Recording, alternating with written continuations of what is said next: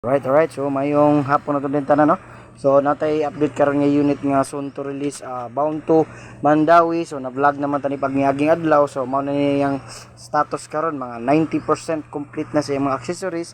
So nakabantay mo brand new atong battery, tao dan niya Champion nga Motolite. So wa pa na to mabutang ang yang battery niya, iyang plaka is nakakuan sa niya, uploaded na po sa LTO niya, nanabot siya barcode kana na barcode. So bench type seat niya, naka carpet type ang iyang ceiling with dual fan DE64V din na siya guys, no. DE64V nga katong ma-fold ang iyang bangko og kaduha kani. So mabutan siya dira, ma-play na siya hangtod dito layo. Yan diri, nag-add ni si ma'am og keyless remote control, asa di makita dara.